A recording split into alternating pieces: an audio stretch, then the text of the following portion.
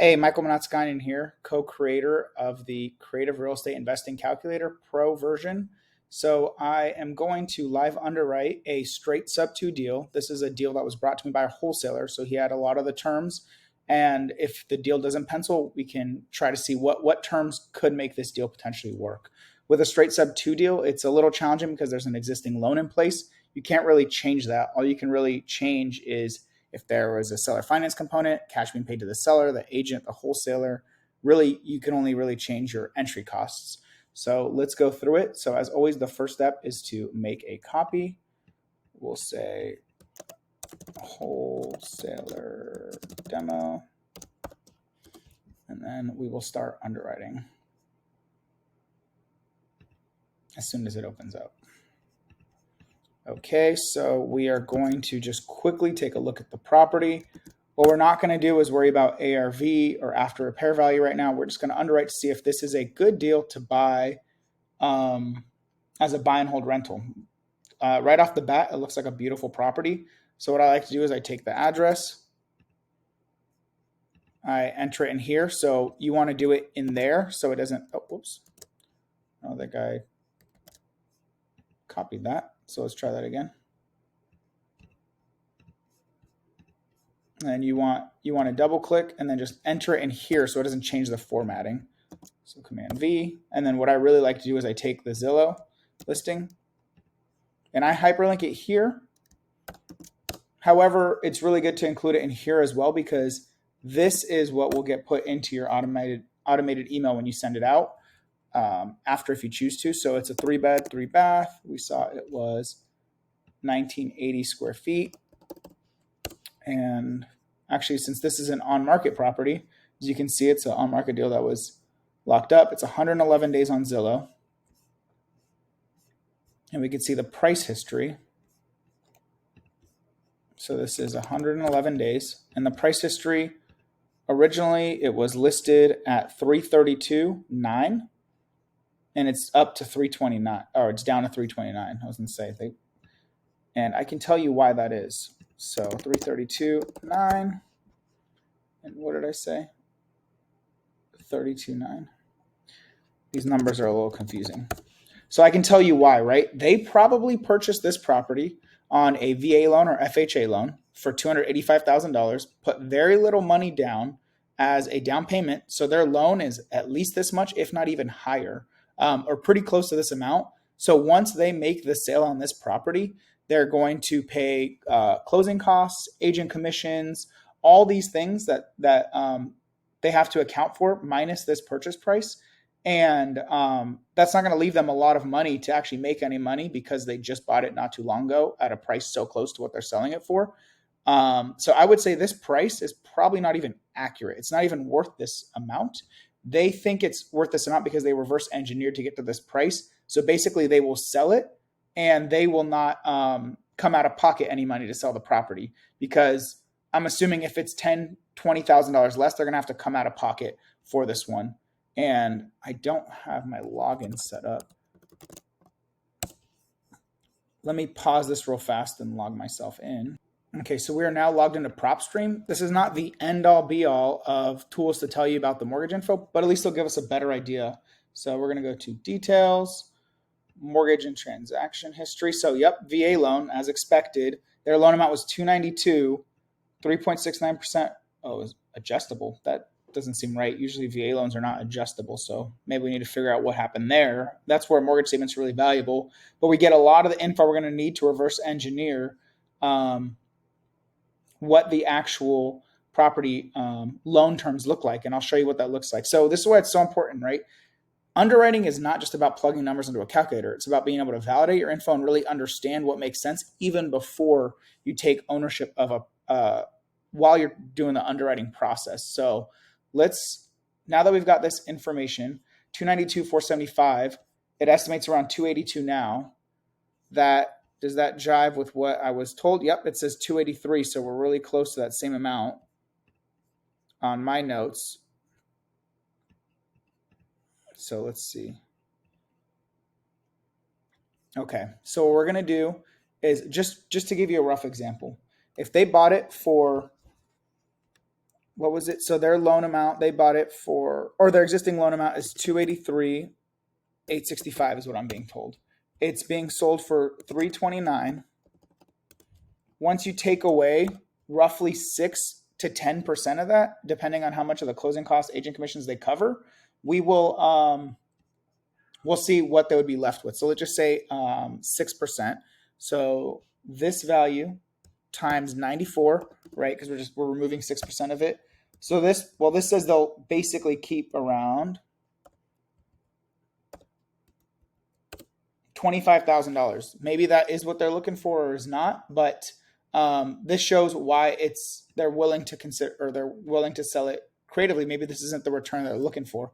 Maybe they invested more money into the property to improve it. We don't know that specifically because we're not direct to seller. This is from a wholesaler, but nonetheless, let's start underwriting. So the original loan amount is stated as $292,475. So let's take that value. The interest rate that I got from the wholesaler is 3.75%, 30-year term that began loan due date 4/1/2052. So most loans, look right here, loan term is 360 months, 30 years. So that means the first loan amount was the first payment date of the loan was 4/1/2022. And let me show you something there, 4/1/2022. It's always going to be at the start of a month. And look here, so when they bought it, so you can't go off the date that it sold. So it's 3/4/2022 because they bought it early in the month. That means the next payment was the first day of the following month. Usually after halfway through the month, they'll actually have another gap. So if this was bought 3/20/2022, the first payment would have actually been 5/1/2022. But that's why it's really good to validate this information on PropStream if possible. And we know it's a VA loan, so no PMI, no property mortgage insurance. So that's good to know as well. So we have here, so it's saying their monthly loan payment is $1,354.50, right? That's principal and interest, does not account for taxes and insurance. What was provided to me by the wholesaler was the PITI in total is $1,535.08, right? So that's with taxes and insurance added to this. That's how much is left over, $180.58. So that has to be split up between the taxes and the insurance. In my opinion, that seems really incredibly low because insurance alone is going to cost you somewhere around $80. So let's do 80 times 12. So to get $80 here. So the taxes on this is saying we're going to do equals $1,354 minus 80 is how much is left for no, why did I do that? So it's 1535.08 minus P&I minus the 80 is what's left over for tax. So $101. So you just do equal 101 times 12. So $1,207 a month for taxes. I'm not going to deep dive into that right now. We're going to want a mortgage statement anyway to validate a lot of this information. But I already know there's discrepancies with what's listed here versus what the wholesaler stated, because the wholesaler stated 4/3. Hopefully that's just a typo, but it's a 3/3, at least what's listed on here. Once again, we're not going to go into it. Yeah, 3/2.5 is what the agent listed as well. So I highly doubt the agent is trying to mislead that. Let's see if there's the bonus room. So they're accounting for the bonus room when they sell it, because that's not included here. So additional info you want, $20 a month for HOA. So we have $20 a month for the HOA. Oh, and quickly on Zillow, we're going to look at see what it says for property tax payments historically. So it says $1,482 for taxes last year. Okay, and that's when it was assessed at $211,409. So $1,482. So we have this quick estimator here. So the current is, we said $1,482, and it was assessed at $211,409. So given the purchase price is, so the purchase price that it's being sold for is actually $329,000, and we'll get into the rest in just a moment. So it's saying the new tax will be around 2306 at this new purchase price as a rough estimation. You have to go to the county website to validate a lot of this info, but as just a rough estimation. So this 2306 is right around 192 a month. So approximately $90 more a month will be paid to taxes than are currently being paid. And this 1482 is pretty close to the property taxes that we had here. So the PITI could be accurate, but understand that taxes do increase over time, typically, as the property continues to be assessed or increased assessed value. It just really depends on the market that you're operating in. So just a rough idea. We'll stick with this for now, but be cognizant that almost 90 more dollars will be paid to taxes more than likely the following year. So our purchase price is $329. What other info do we have? The existing mortgage that you'll be taking over is $283,865.59. Okay, so this is the amount that you'll be taking over.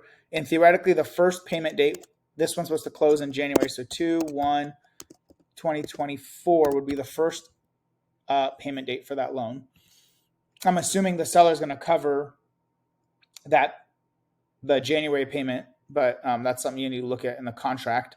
It says entry fee total is $50,000, which to me is meaningless. I need a breakdown, so I asked for that.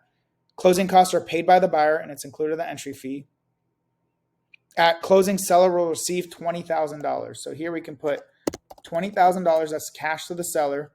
So you can do $20,000, right? Your C27 divided by C26. So you're paying a 6% down payment of that $329,000 to the seller. It says there's still $25,000 unaccounted for here. So let's see how we get there.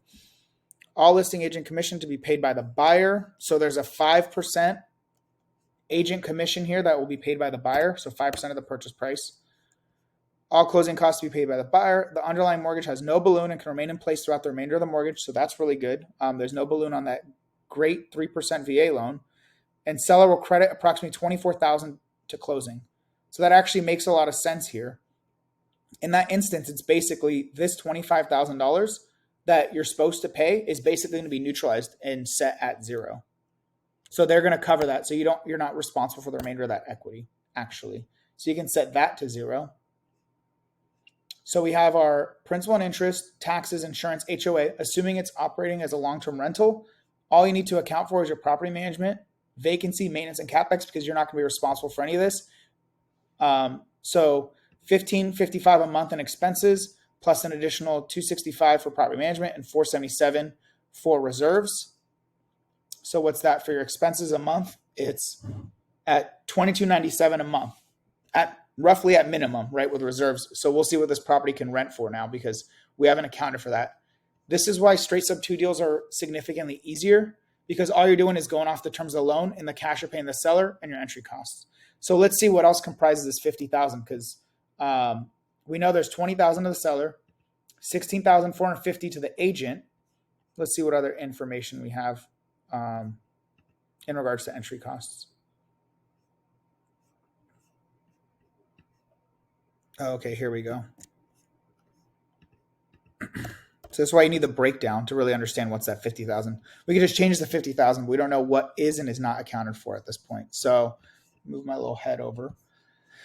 So commission, $16,450. Yep. So 5% of the $329,000. Closing costs, they're estimating at $65.80. So let's just see what percentage roughly equals that. So they're saying 2%, and that's all paid by the buyer. They have no repairs. The video did make it look fairly turnkey, so that's good. I would still always put roughly $1,000 for general cleaning, drywall touch-up, that kind of stuff. Marketing and admin costs, at minimum, you're going to spend around $1,000 for an inspection and to set up your LLC to acquire it, so I'd account for $1,000 there. The wholesaler is asking for a $10,000 assignment fee. They're obviously not accounting for carrying costs. That's for you as the buyer to account for that, to be smart. Commission, closing costs, cash to seller. So we're not too far off, right? They anticipate $50,000 entry costs. I see around $60,000. So that's roughly what the entry cost would be, right around $60,000 for this deal. Yep. And you're buying it as a straight sub-2 deal. So next, we need to look at the rental income. So what we're going to do is we're going to use two shortcuts. So we're going to use rentometer.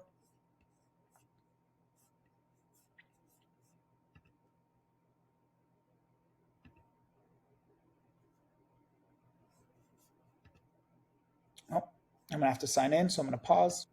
So now that we're logged in, we're gonna get the property address. We're just going to kind of quickly estimate. So let's just say 2600. And I'm not too familiar with Spring Lake anyway, so just good to quickly see what Rentometer thinks. So it thinks 1800, and these red and green and blue dots all mean different things. So orange is your subject property. Red are properties, I believe, that are at a higher price point, a higher rental price point. Blue are lower rental price points, and or green are lower rental price points, and blue are somewhat in line. So you can see there are more expensive properties not too far away. Um, there's a it seems like around this golf course over there.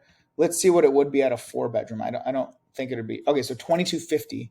So let's just take the average because a bonus room technically is not supposed to be considered a bedroom, at least for sale purposes.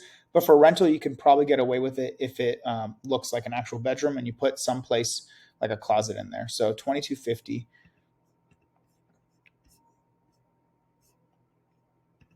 So rent right here is 2250, and we can put 4x3 in this instance. This is just practice. And to be honest with you, when I'm buying a straight Subto deal, all I care about initially is this monthly PITI greater than or less than my rent? I went through all of this as an exercise for you all, but really I'm looking at the long-term rental income, the location, and the monthly PITI to see on a straight Subto deal, is it worth it? And then I worry about if it's not even positive, it doesn't matter what your entry costs are, whether they're well, I guess it kind of does. If it's a $10,000 home and I can get really creative with it and do something else, then I will. But if it's a high entry and you're not making money as a long-term rental, it's just too much risk for me for the most part, unless it's in a great short-term rental or mid-term rental location, or there's a very clear other exit for it, like a pad split or sober living home or something like that. Um, so right off the bat, it says the net cash flow is $65 a month at 2250. So that's taking the full 4x3. Actually, let's do another. There's another tool that you can use, and that is the bigger pockets. Yep, rental property. Let's do their tools. Let's do their rent estimator. Let's put in the address and see what it says. Oh, I have to log into this one as well. Okay, we're going to put in the address. You don't really just want to work with one comp. So this says 1670, but this one's just completely off. This is a 4 bedroom, 2.5 bath house. It says around 1925, and it's very confident, and it's got a lot of the same data points there.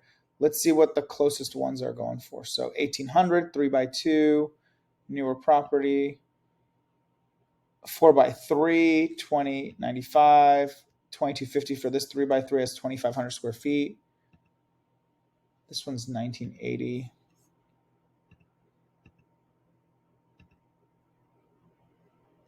So I honestly think as a long-term rental, it's closer to around 2000. You can put a lot of these similar comps into the calculator. You would just put it in here. So what I would do is rentometer, and we'll take the average of 1850 and 2250 between the 3 and 4 bedroom. We have bigger pockets, and I actually like to hyperlink these so I can get to them more readily available. So copy that. You can double click and insert link, or just Command K on a MacBook. You have that right there, easily accessible. We have 1925 here for a 4x3.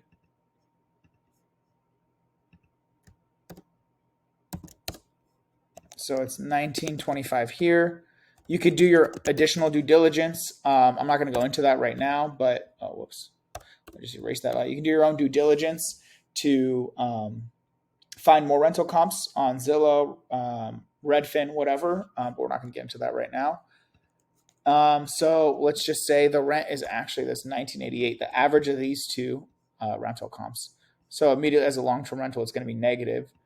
So we're not going to get into different exit strategies this time, but we went into how to underwrite this deal, how to fill out your entry costs and things you should account for as a buyer.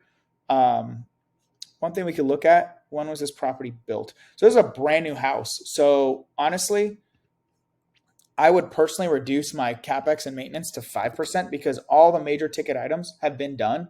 This could be even less than that. And even your vacancy for newer, brand new homes, they tend to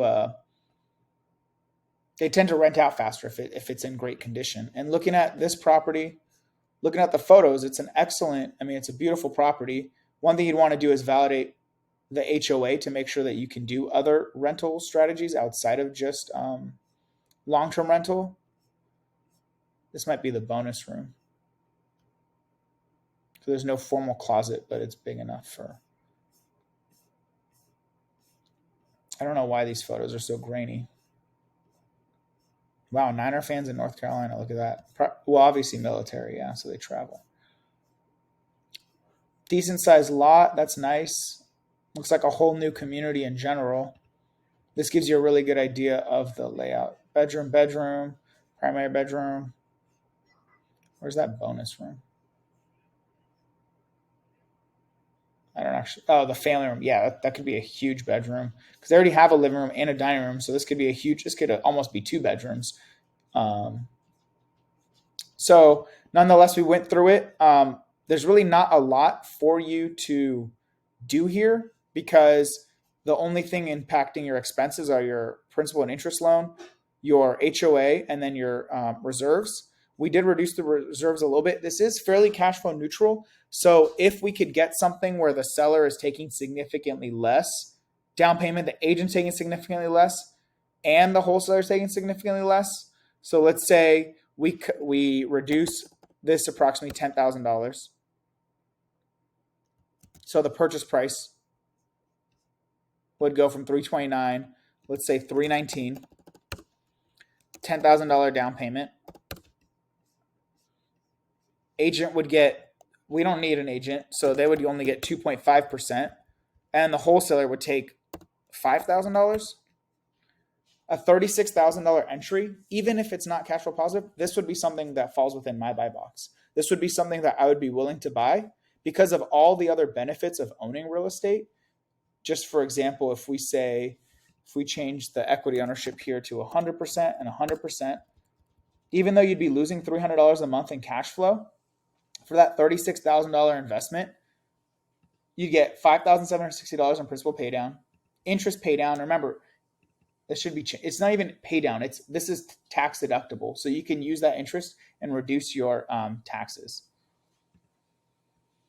Depreciation, so another $92.80 a year for depreciation and appreciation. So there's a lot of other benefits, significant benefits outside of just the cash flow on this, but it would require a fairly low entry cost, and that's where these things need to be renegotiated potentially to see if the seller and the agent are willing to be more reasonable on a property that's obviously not sold and won't sell creatively like this. I don't know a single buyer that would buy this unless they just need huge tax write-offs, but you can buy plenty of properties worth a lot more for a lot less that are negative cash flow for tax benefits.